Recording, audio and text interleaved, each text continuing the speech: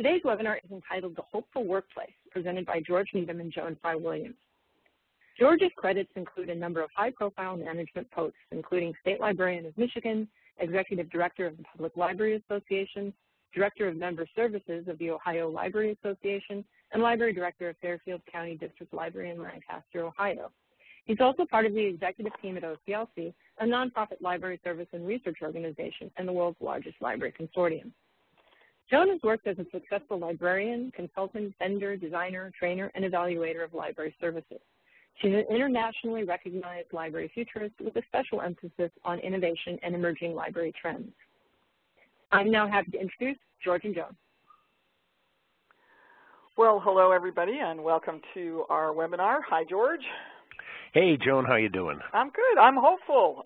You and me both. Yeah, we're talking about this in January and the bleak midwinter at a time of resolutions, not because we're feeling all touchy-feely, but because hope actually really does matter in the workplace. There's some good evidence that a hopeful workplace is more productive, it's more innovative, it's more humane, less absenteeism. There are good reasons to cultivate hope. There's been some very interesting research into the effects of hope in the workplace, particularly in the medical field, where a hopeful work environment has been directly connected, shown to improve patient outcomes. So we're not just talking about this because we want everybody to perk up, although that would be nice. We really believe that engendering hope and being pragmatic about making an environment where hope can thrive is a good way to improve the work we do. And you know, it seems kind of strange to be negative starting off a presentation on the hopeful workplace, but I think it's really important for us to say a few things that are not hope. For example, hope is not the same thing as wishful thinking. Hope is also not denial. We're not going to suggest that we ignore our challenges. To be a really hopeful workplace, we have to base ourselves in reality. We also think it's not just about whistling past graveyards, hoping that you can survive this before something else bad happens. And hope isn't just one more layer of work that you have to add to everything you're going to do. I'm really tired of hearing about doing more with less, you know, and then learning to feel good about it. You're not going to hear any of that kind of happy talk in this presentation. We're going to talk about what you need to do to cultivate a hopeful environment without expending more energy than you're expending now. We're going to talk about doing different with less. So we're going to cover several things that have been demonstrated to be important ingredients in cultivating a hopeful environment. We're going to take them each in turn, but we're going to talk about meaningful goals. We're going to talk about the will to get there, the way to get there, making sure people have some level of control over their work, that there's a reasonable expectation of success, and that they stay connected to each other. These ingredients for a hopeful workplace are not unlike the ingredients needed to put together a meal. And this is the mise en place. This is the list of things we're going to talk about in the coming hour. The mise en place. You didn't warn me about that one. All right, so let's start by talking about meaningful goals, because really the first ingredient of a hopeful workplace is having meaningful goals. Now what do we mean by that? Well, what we mean is that the goal has to be something that people will really be proud of accomplishing. It's the best goals speak to the positive outcomes for the people you serve. These are things that describe how the work that you're doing, the work that I'm doing, the work that we're doing as a team will make a significant difference. One way to understand this is to think in terms of legacy. What do we want to look back on and say, I'm proud I was part of that? We're really strong believers in looking for meaning beyond the library when we're setting goals. We think community-focused goals that talk about what difference we're making to the people around us have more potential to be meaningful. If we're just looking at internal operations, if we're saying, you know, our goal is to you know, clean up this backlog in 1 month, that's okay, but we really want to connect to the quality of life for the people around us to get to what gives people hope. We also want to be sure that we don't fall into that trap of well, I'm trying to please other people. My goal is not just to make other people happy. My goal is to do something that I believe is meaningful and they recognize as meaningful. And you could make that goal of cleaning up the backlog meaningful if it meant that what you were doing was providing access to materials and information that your public didn't have before. Suddenly, that internal goal becomes an external goal that can have a lot more meaning. Right. So when you're working on these things, part of the necessity to make a meaningful goal is to make sure that the goals are clear. They can't be vague. They can't be some amorphous thing that you can't get your arms around or that you can't describe easily. And that also means that everybody has to understand exactly what success looks like. What will it look like when we do this right? What does excellent mean in this context? And this is not a call for metrics around, 2.6 minutes have been shaved off turnaround time, unless you can really connect that to something that people care about. Clear doesn't mean microscopic. Clear means well understood, the same image is occurring in people's brains. So the other part of this is that you have to prepare for success. Be ready for when things go right. Stop, George. Say that again. This is so important. Be ready for when things go right. I don't know how many, I've been in libraries since Melville Dewey was in knee pants, okay? And I don't know how many meetings I've been in where the whole topic of conversation is, what are we going to do when this thing blows up in our face? It's never, what are we going to do when this thing catches on like sliced bread? What are we going to do when this thing is incredibly successful? Actively planning for success is a way of building hope. How are we going to handle this when our community loves what we're doing instead of having them, burning torches and coming at us with pitchforks? It's sort of like excess zucchini. If you're going to plant zucchini, you better be ready to have a few willing recipients for the overflow lined up in advance. If the only thing you can think of when doing your work is that if I put in this effort, I'm just going to generate a lot more workload for myself, then you haven't planned adequately for success. You have to have it figured out how the good news stays good news. So the next ingredient of a hopeful workplace, once you have an idea of where, there is going to be, is the will to get there. And we're talking about a commitment, will as commitment, will as energy directed toward that goal. And this can't be taken for granted. This really has to be personally significant if it's going to be a source of hope. So if you're in a leadership position, you need to share the vision of what needs to be accomplished, but you need to describe it in a way that the listener really can hear the benefit or the problem resolved from his or her point of view, not just from yours. Again, the killer of hope is running around trying to make other people happy. And, going to what's in it for you is not insincere, it's not manipulative, it's really about practicing empathy.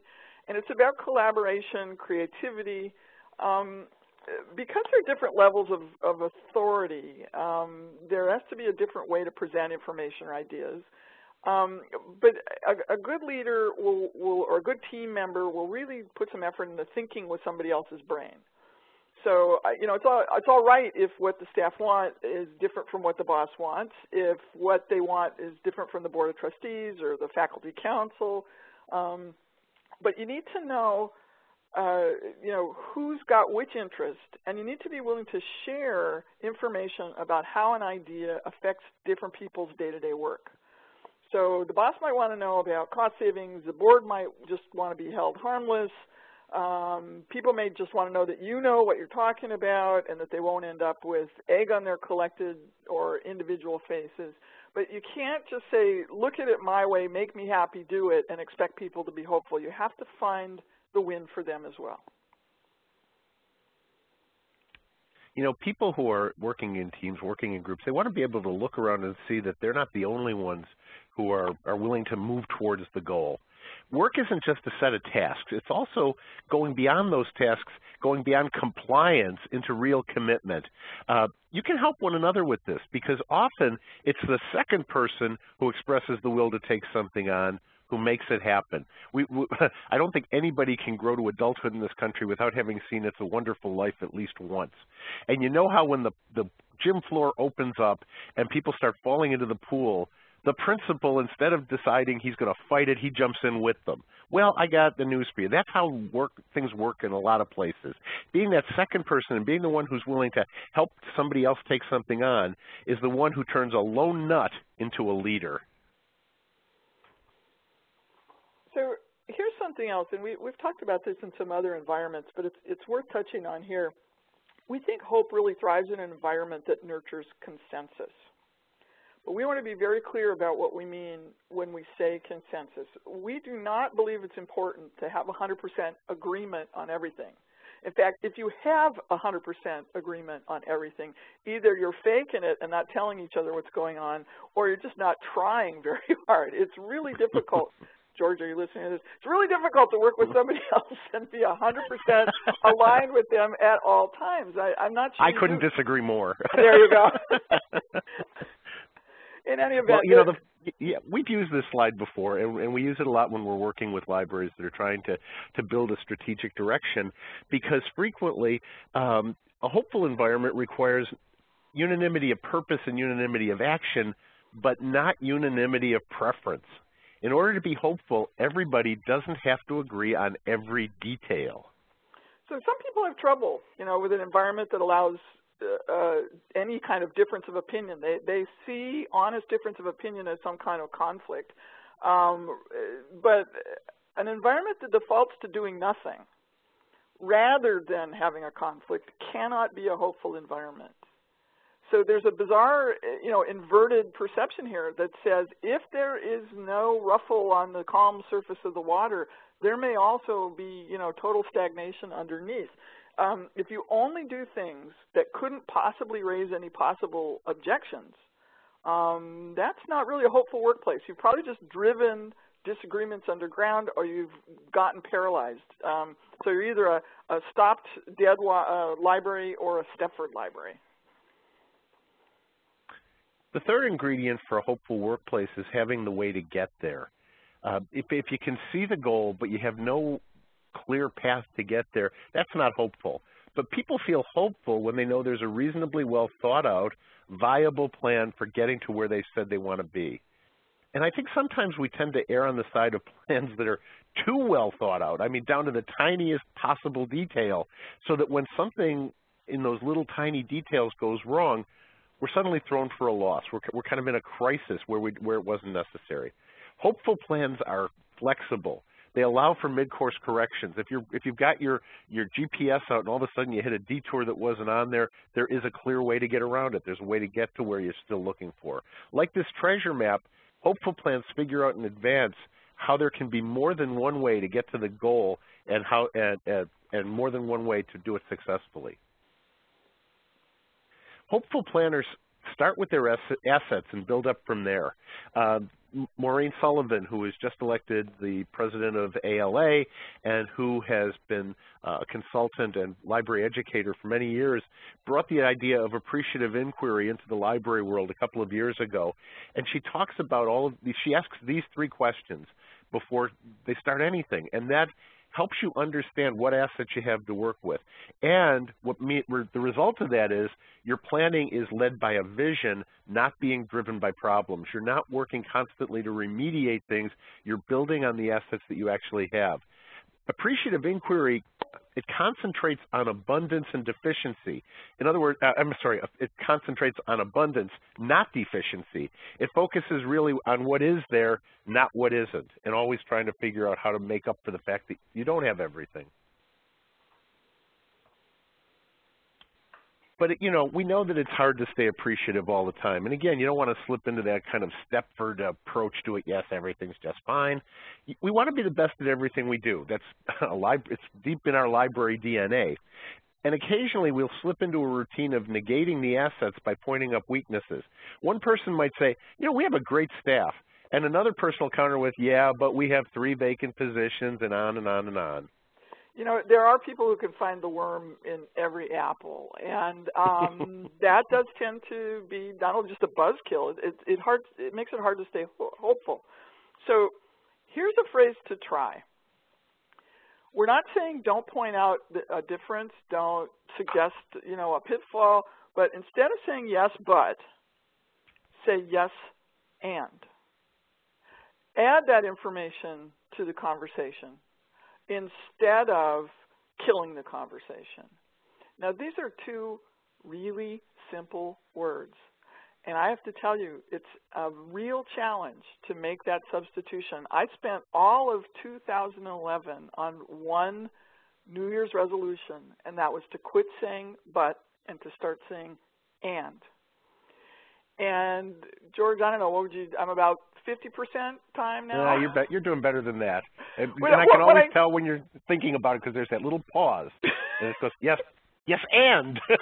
So. or else I correct myself, yes, but and.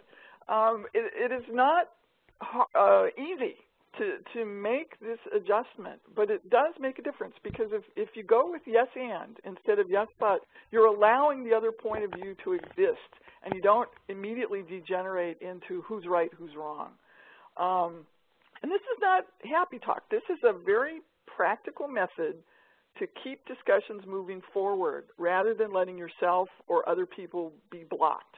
It's about getting your comment in a way that informs, adds to the conversation, rather than stopping it or negating what went before. It is a real key to engendering hope to be able to find a way to disagree without actually winning or being negative all the time. And trust me, this is harder than it looks. But spend a day or two working on this and see what happens. It does change the conversation. Another thing you can do that is not quite as difficult but still requires some mindfulness is to focus on results. And this picture is here for a reason. In the library world, we tend to focus on our own workload. We tend to think in terms of our tasks and what we're needing to do today. We all have a to-do list. And if I'm from, walking into a bakery and say, okay, what's the purpose here? How are you, what's going on in this place? I don't want to hear an answer that says, oh, here's what we offer. We have 100 pounds of flour and 20 pounds of sugar and 10 pounds of butter, and we keep 2 professional bakers on oven at all times. Somebody in the back room is saying, somebody just asked me if we have cupcakes. I mean, cupcakes. We've had cupcakes for years. The public is so clueless. That is really not a hopeful way of expressing what's going on in your library. You have to kind of keep your eye on the ball here. It is your job to be accountable for your own performance. It is your job to be accountable for the tasks that have been assigned to your team, your work unit, yourself. But you have to be accountable for the results, not just the ingredients. And if you get hung up on whether you have enough flour or sugar and forget whether you're making cupcakes or bread, it is hard to maintain hope. So we're going to suggest that you kind of test this. When something goes wrong, when you don't get the results you want, or things aren't going well, or you're feeling helpful, do you immediately start to talk about how somebody else messed up or you don't have enough resources? Or do you begin to start with, okay, is there some other way to get the results? Is there something else we can do? So it's focus on results and focus on what you can do with what you've got to get good results, rather than immediately shift the conversation to why there's not enough sugar or why it's somebody else's fault for not delivering it. That in essence, keeps the possibility of hope alive. Once you start establishing blame or thinking about process and not about results, you've lost it. We hear this a lot, that you should learn from your mistakes, but really, what does that mean? Well, somebody who's hopeful, people who are hopeful in planning, incorporate information from their failures as well as their successes. They use good debriefing techniques such as the plus delta to figure out how to avoid making the same mistakes in the future. Really, after a bad experience, it's always tempting to say, well, I'll never do anything like that again. It's really easy to just say, I touched this hot stove, so I will never touch this hot stove again. But a more hopeful response to failure would be, next time I do something like that, what do I need to do differently? In other words, maybe I make sure that the stove's not turned on before I grab the burner. Look for the ways that you can learn from the mistake, learn from the failure, and turn that around so that it can be used positively in the next experience. This is my favorite slide in this show. both for the I like the illustration. last one, actually, because it looks like me. Yeah, there you go. I wish this looked like you. Anyway, I am a great proponent of hope that's linked to stealth, guile, and disobedience. I really believe that the only way to pursue the same goals when the resources are diminishing is to be, and you can imagine the air quotes here, creative about some of the techniques you use. I mean, if the result you're trying to get is to get more kids reading and your funding gets cut significantly, you just can't keep the same technique of having weekly class visits. So this is the time when you get together with your colleagues and you collude. You think sneaky. You find a way to beat the system, to be some kind of library pirate. An element of swashbuckling can really inspire hope. It can get you a lot of energy. It can be exhilarating. There's some people who really enjoy snatching victory from the jaws of defeat by outwitting the powers that seem to want them to just stop and not proceed. Pounding your head against the same process while things collapse around you, and moaning about why the process that should work isn't working, it will kill hope faster than you can imagine. I'm a real proponent of coloring outside the lines. Okay, hold on. I'm just putting something in chat here. Okay, sorry. So, moving forward, the next ingredient is to have some level of control. And this is a tough one for a lot of librarians. The ingredient of, the idea of having some level of control worries people because they either go to one extreme or the other. It's either total control, like everything is locked down, there's no room for discussion or any kind of diversion from the path, or it's anarchy. We're looking at something down the middle here that lets people in the workplace have some level of control over what they're doing and what the outcomes are going to be. So please, we really don't want to see in the blogosphere tomorrow George and Joan say that a hopeful workplace means I get total control over everything I do without interference from anybody, no reference to my supervisor, my patrons, nobody else. I just do what I want, and that's the only thing that can make me hopeful. That's not what we're saying here. What the evidence, the research shows is that if you tell somebody they must do things this way at all times, no matter what, with no judgment involved, they're not hopeful. But there's some possibility between that and total anarchy that allows people to feel engaged but doesn't say, no, you're not accountable. So we're going to talk a little bit now about how you kind of do that. One is to set role expectations, and this is the same kind of deal. You want to be clear but not rigid. To be hopeful, everybody needs to know how they fit into the bigger organizational picture. However, this is about outcomes and about responsibilities, not about tasks that are or are not exclusive to particular people. The number of libraries that we've been in and had people take us apart and say, well, they've told me I'm not allowed to do fill in the blank. Yeah, but you can put almost anything in that blank. Yeah, and I'm not saying the solution here is, oh, everybody gets to do everything. That's not where I'm going with this. But if the message is there's a set of tasks and you're not entitled to them, you're not engendering hope. Where the conversation needs to go is, this is the outcome we need your help to achieve. These are the responsibilities you have in achieving it, and you are part of this. You're included in the outcome, not excluded. And I think that's really hard for people to grok. They feel like their turf is at risk if they include. But if an outcome is really important, if a goal is important, if a service you're doing is really important, then sooner or later everybody needs to know how they're responsible for making that move forward. If you bar someone from the tasks and you're just talking about tasks, then they're going to opt out and they're not going to be doing good work, much less being hopeful about it. One of the ways that you can help people have those clear role expectations is to make sure that there's open communications within whatever unit you're working in. Information is needed for good choices. And there's a lot of little aspects to this, a lot of facets. One thing I think is really important, for example, is you don't prolong bad news and you don't sugarcoat it. Nothing kills hope faster than the death of 1,000 cuts.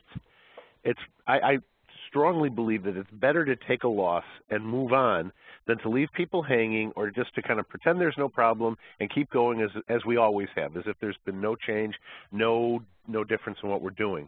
Now, we're not just talking about how managers communicate here, though. This requires real dialogue in which information flows in all directions. The people on the desk, the people in the back room have every bit as much responsibility to keep managers informed as managers do to inform the rest of the staff. Unlike wine and cheese, bad news does not improve with age. Whether or not you're a manager, another element of this open communications is constructive feedback. Feedback involves telling people about good performance as well as alerting them about areas in their performance that might need a little work.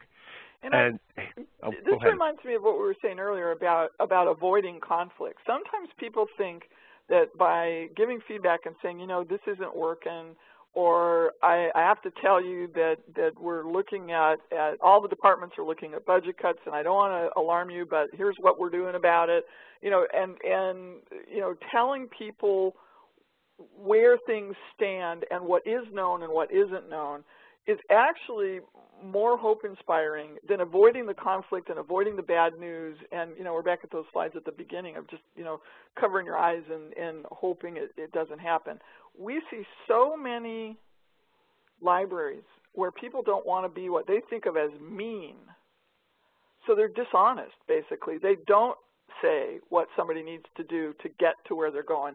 They don't give the feedback when it would be useful. They save up grudges, and those are such hope killers. You have to deal with the situation at the time you're in it. And people have to develop a track record so that you know that you're getting the straight skinny even if it's bad news, so that they can relax and feel safe that there's not something coming up. George and I were a planning session involved an all-staff meeting. And this is part of a longer planning project, but we want to talk to everybody. We'd had a big community meeting the night before. We had the whole staff in. And it was a morning meeting. We got about to the first coffee break, and this place was dead. I mean, they were just sitting there, and we thought, is it us? What's happening? We took aside somebody who works there who's somebody that we've been in a mentorship program with, one of our mentees, and said, what the heck is going on here? And she said, I'll go find out.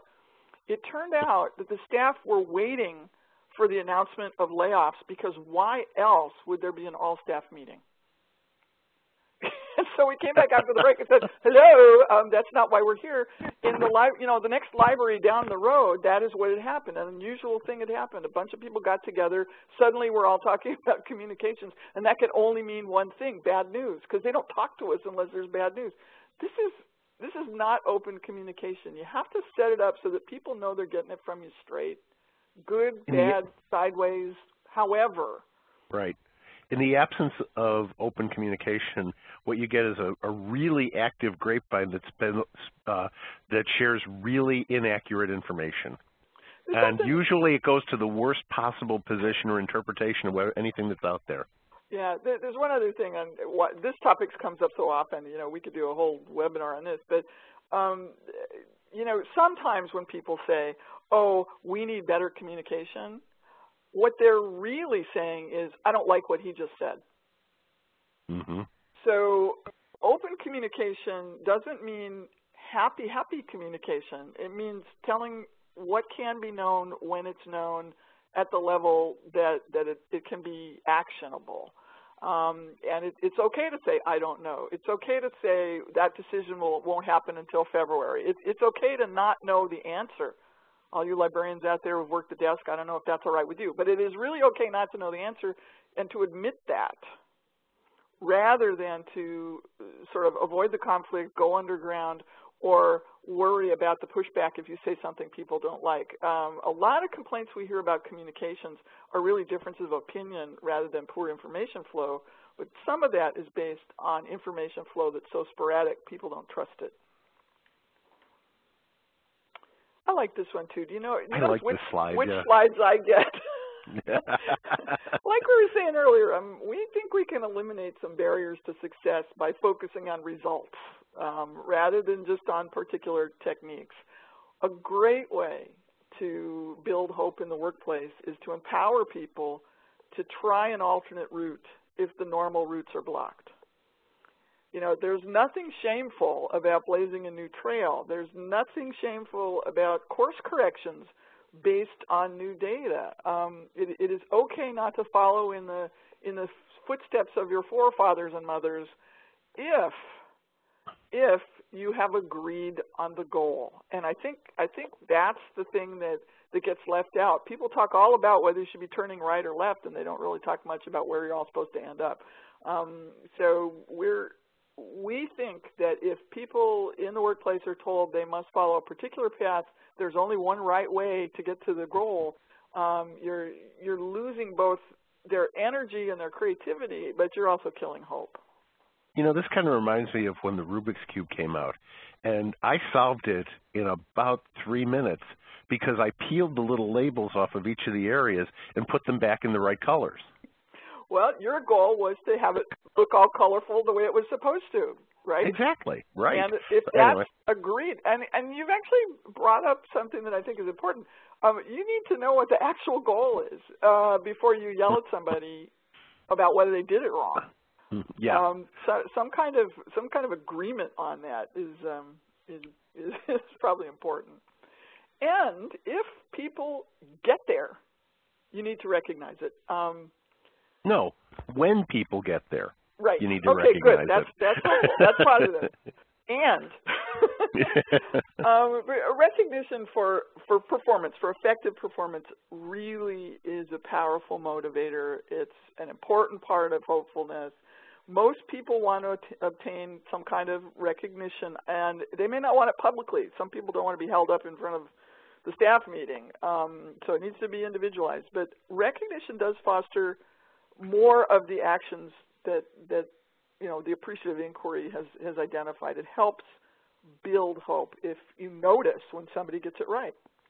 And, you know, this isn't just for the stars. Every organization, it seems, has stars, the people who really shine and do a great job.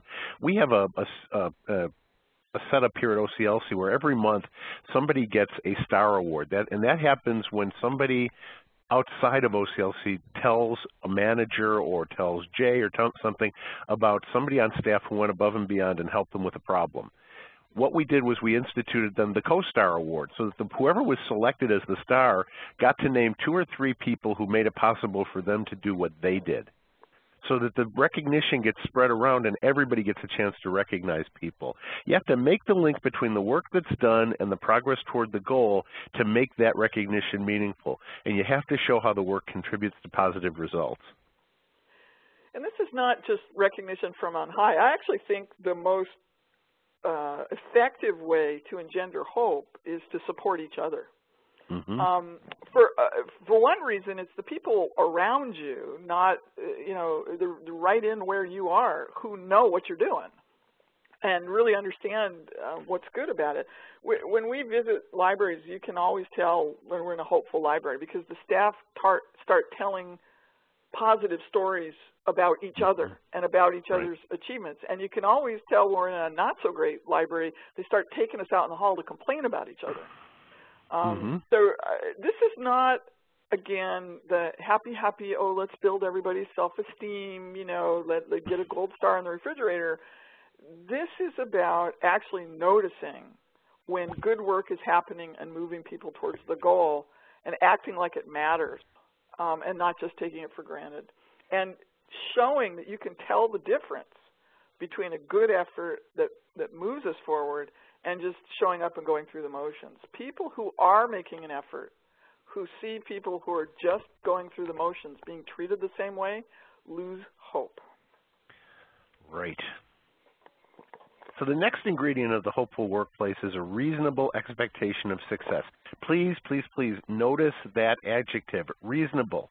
Reasonable is what's needed, not a guarantee, no certainty, but a reasonable sense that it can be accomplished. Management does not have the responsibility to prove that something will work before it directs work towards a certain goal. It just has to prove that it's worth a try. And success doesn't have to seem easy. There's a balance to be achieved here. People will lose interest in work if it isn't sufficiently challenging. Charlie Chaplin on the line with those big wrenches in modern times, that you get into that routine that doesn't feel challenging at all. On the other hand, people will lose hope if they feel that the goal is unattainable. And the one place where we can see this over and over again is in library mission statements. Oh, Lord. We will be the premier source of information for the people of Thunderstorm County. Oh, really? Did Google shut down? Did Wikipedia shut down? It's like if you set the goal so high that it's not really achievable, even in a fantasy state, then people are going to have a really hard time getting behind it and focusing on it in a meaningful, hopeful way. And you don't have to just dream small, but it helps if you don't have to invent everything yourself. One of the ways we can be hopeful and feel like we have a good chance of success is to look to analogies and examples. We can steal, basically. We can appropriate ideas and techniques and strategies from a variety of sources. And I based an entire consultancy on this, on importing things from other places that have worked and saying, maybe we could put that to work in a library. Please note that some of the most inspiring sources are not libraries. Good examples can come from lots of places, some of which have never heard of the Dewey Decimal System. And we don't, I'm sorry, OCLC owns the Dewey Decimal System. I hope you have that and $3 so you can get a cup of coffee. The other thing about analogies and examples is we do not need to duplicate them exactly in order to make use of them. That's why there's pictures here. If you work by analogy, the burrs and how they stick to things inspired the way Velcro works. If you say, I could take this concept and maybe apply it in a new way, I can see a relationship and echo it somewhere else. If we can ask how we can be like someone or some institution that has succeeded, rather than just copying exactly what they've done, and rather than just focusing on the ways we're not like them, there's a lot we can do to be creative and inspire hopefulness. This is another place where yes and can be useful. And analogies are also a good communications tool. They're a very good way to communicate ideas to people with different backgrounds or different perspectives. If you're trying to describe something that everybody can understand and it's new to them, finding an analogy that is familiar to all of them is really useful. Back when we were working on the original service plans for the Cerritos Library, we were trying to talk about an experience-based customer service model, and somebody came up and said, this is like Club Med for your mind. And that stuck, that holiday of learning, this is fun, it's a vacation from the rat race, it's exciting, it's enjoyable. We were able to use an analogy. Now, we didn't actually, give people pop beads and serve beverages, but we used that gestalt to indicate to people the kind of flavor we were looking for. It was a great analogy, and it helped people make good decisions. Well, the interesting thing here, too, is that there are also people as well as processes that can actually provide analogies and provide inspiration. We don't not necessarily talking here about a formal mentoring relationship. Really what we're talking about is just the idea that you see other people in the community who may be doing things that you think are interesting, and you go or you can see people within your own institution who you think could use a hand, and it's just, you can do it, I'll help. It's not necessarily you're going to take over, you're going to do anything like that, but it's a matter of expressing a willingness to be part of their process. And I want to back up just one thing about that. It's also a pleasure for the mentor.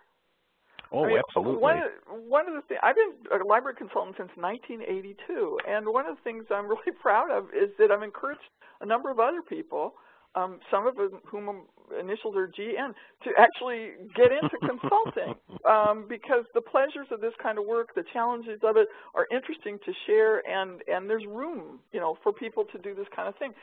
It's satisfying not just to get help from a mentor, but to be a mentor. So offering yourself or daring to ask someone who's had some success to help you out a little bit, it's not as big a favor as you might think. Except, George, in your case, it was. Well, I made it I so want you to hard. owe me, dude. Problem, yeah, I do. Yep. Here's something else too. I love this slide. We need to train ourselves that surprises are not all bad. Not all out-of-the-blue events are necessarily bad news. Sometimes a surprising change can be a good thing. Sometimes, even if on the face of it the upheaval looks very daunting, it can be a good thing. Miracles are welcome, not expected, but welcome. But once in a while, something happens out of the blue, and we just don't want to hear it. If we're really engendering hope, we can look for the pony. We can try to figure out what might be good about it and look for an upside that we can exploit. This is maybe the most important one ingredient we're going to talk about today, and that's connection to other people. It is extremely hard to be hopeful when you're all alone. And if you look at the data about why people go to work, yes, they need to make some money. They need to pay their rent and buy their groceries. But once that's squared away, the main reason people go to work is for connection with others, to matter in some kind of communal way. So we're going to talk about some ways to stay connected to the people you work with, because if everything else is going crazy, this is the one that will get you through. The first ingredient to this is to stay civil. We have a responsibility, and it's both professional and legal, to maintain a civil workplace. And this means extending civility to everyone on staff. It extends internally and externally to staff, to users, to board members, and again, it's mutual.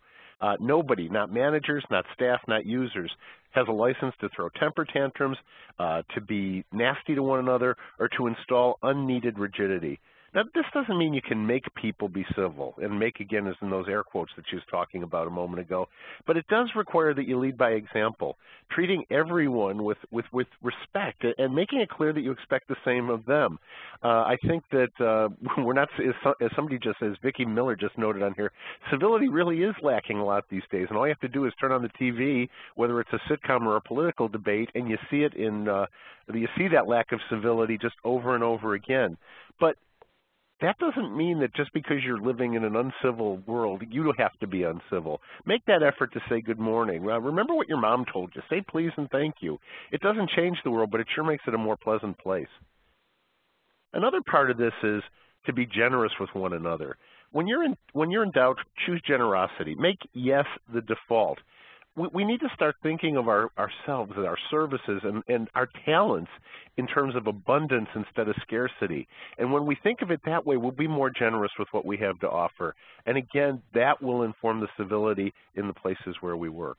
I want to say one thing about generosity in a library context, too. Sometimes we stretch to demonstrate our knowledge by pointing out the flaw in somebody else's work. Mm-hmm. Just pointing out the flaw. Mm-hmm. It's much more generous to say, I think this needs a little work over here, and I'll help you. Right. You don't want a typo to go out. You want things to be good. But to just criticize somebody for the typo and then go on your merry way and say, oh, my work is done, is very different than to go in and say, I think we got I've spotted something here, let's fix it. And to sort of volunteer some support for the remedy rather than just sticking someone with the problem. I think this is something we can all do for each other. I think it doesn't require any kind of particular authority to be this kind of generous, and it's surprising how often we're more than happy to point out a difficulty that someone else needs to take care of without lending, at least the offer that we'll help them if they want help. Some folks, when they hear about it, say, "Oh, great, I've got it. Let me go away and do it." And they want to do it by themselves. But generosity means I'll be part of the solution and not just explaining the problem. Let me point you, Joan, to the chat. We had a couple of questions on here that are kind of interesting. How does the average staff member who doesn't make decisions assist the non-participatory type management to be more participatory, to be more open and hopeful, creative, innovative? Do we ask for what we need? Is there hope for these types of workplaces? And I think you identified one of the ways of making this happen right in your question. And I'm sorry, I scrolled down. Okay, Allison, and that is making people know what you need. If you work better in an environment where it's participatory and it's open and it's civil, you can make that known not necessarily by saying it in so many words, but by modeling that behavior. I would also turn this upside down and say maybe one of the things is to go to whoever that is and find out what they need. To actually go in and say, I want us to work as well together as we possibly can. What do you need from me? Mm-hmm. A lot of people in management who have a rap about not being participatory or not being creative or whatever haven't had the opportunity to describe what it is that they want back. We hear from a lot of managers who aren't happy with staff work that doesn't address the realities of their lives, and of course we're always beating up the managers and say, well, then you have to say what you need.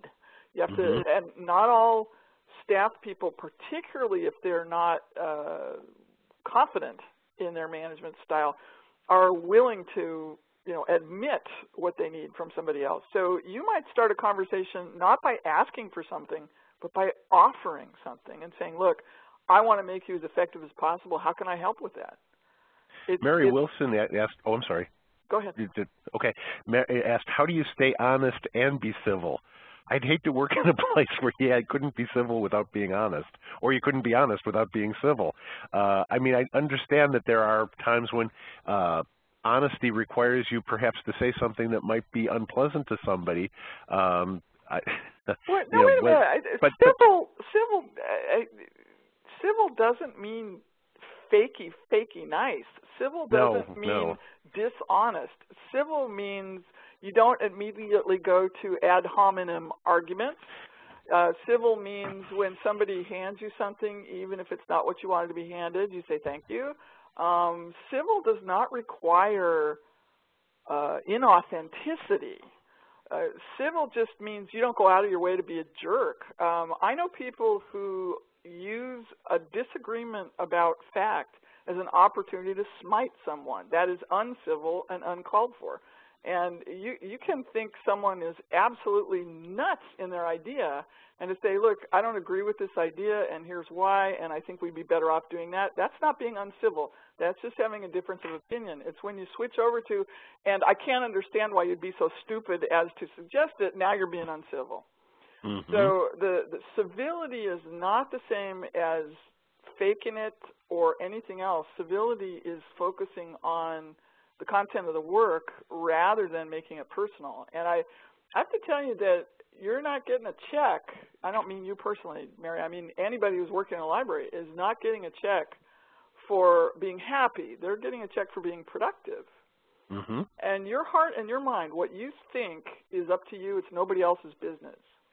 But how you behave and what you show in the way of your work it really isn't about expressing your innermost feelings. It's about focusing on the work and doing a good job and being civil about it. If you really need to go out in the parking lot and scream and then come back in, you do what you need to do to take care of yourself. But it is entirely possible to be polite to somebody you rabidly disagree with. And in fact, when you can, it makes it easier to resolve that disagreement. Now, we have to be flexible enough to bounce back whole even when we're thrown up against a wall. We shouldn't abandon our friends just because they're pokey. Oh, I'm come sorry. on. All right, sorry. You'll get me later. Yeah, no, okay. But when in doubt, we really recommend trying to choose some kind of flexibility. Librarianship tends to be a one right answer culture. I mean, I just did a little rant. And we have to remember that there is always room for equal opportunity opposing positions. There are lots of ways to get this stuff right. There really isn't a right answer.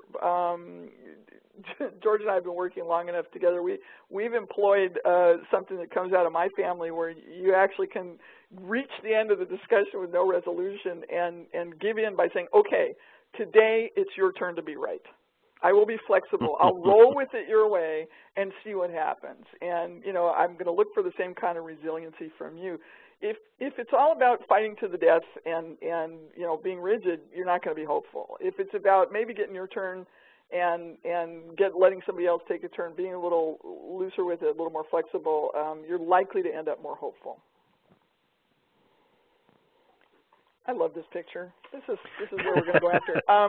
I just like the rubber ducky myself. It is also true that you can't do right by others if you don't do right by yourself. And that cuts two ways. You actually do have to make a priority for self-care, but you also have to accept that it's your job to make sure you're comfortable. It is not other people's job to make sure you're comfortable. It's an important part of sort of responsibility in the workplace. When we look at hopeful groups of people, they're all pulling their weight about their own happiness. They're all trying to make sure that they're comfortable, and they're trying to take positive steps to get that. The victim thing, or the zero-sum thing that says, well, if somebody else is happy, then I've got to be miserable, or that if I'm not happy, then somebody else needs to straighten up, is not going to engender hopefulness. There is really so much more that you can accomplish together. We talk about teamwork. It really makes a difference. We see that if people work in teams and learn to trust one another as a team, that the work is better and the hope is higher. Trust must be earned.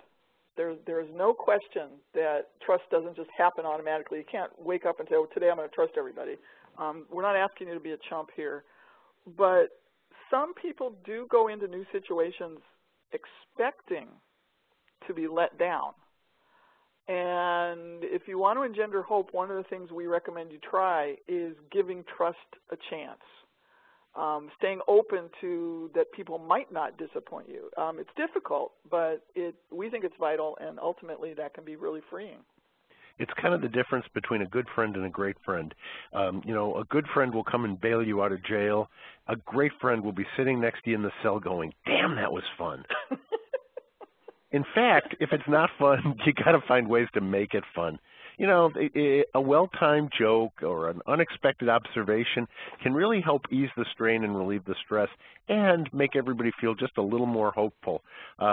It's just a little humor can go a long way, the right kind of humor. And finally, I think one other thing is that it's really important to show gratitude. There is, and I'm copying one of Joan's lines here, but this is true. There is research out there about how if you actually express gratitude, and I'm saying out loud to somebody else each day, you actually build your own hopefulness. You actually build a better outlook on the world. And this is especially true when things get going tough. When things are really beaten down on you, being able to just take a moment and say, geez, that was a good cup of coffee, or, that person who just came in said thanks to us and it really made my day. Any kind of ways you can express gratitude can really help make a more hopeful workplace. There is brain science basically says that if you express out loud some gratitude, you will, A, start to feel more grateful, and B, you will lift some of the negative feelings you might have had that are totally unrelated. They don't know why it works, but it does. I love this. When I first saw this, I thought, that's it. if you're going through hell, keep going. Whatever you do, don't wallow. Whatever you do, don't stop and say, oh no. If things are really bad, just keep trying to change the game. The lasting message here, if you want to engender hope, is don't give up. Hope really isn't something that can only live when the sun is shining. Even when hope, when things are rough, if everybody can agree they're going to keep going, it can make a difference to the people around you. This is a situation where leaders emerge. This is a situation when times aren't all perfect, where somebody can say, well, we've got to make it fun. We've got to use stealth, guile, and disobedience. We've got to support each other. We got to keep moving and not just settle for how it is right now. We're going to try something different, do something else. Well, this wraps up the slides that we have for the presentation. There were a lot of incredibly good questions that went flying by over the last 5 or 7 minutes. And I think what Joan and I will do is take a look at the transcript. You may see these questions coming up in a future podcast that will include some of the tips about how to do some of the things that we've talked about today. But we hope we provided some practical techniques for you to try, techniques that won't cost you anything and that you could give a shot. And then please let us know how they worked out. You can always get a hold of us at the email address on the slide here. It goes to both of us, and we read it all. So thanks for listening. Thanks to everybody who participated in the chat or asked questions in the Q&A section. We'd like to thank Stanley Strauss, Eileen O'Shea, and Chuck O'Shea for their technical and production expertise and support. And at this point, I'm going to toss it back to Eileen to wrap up for the day. Thanks again for listening. Thank you, Joan. Thanks, George. Thanks, everybody.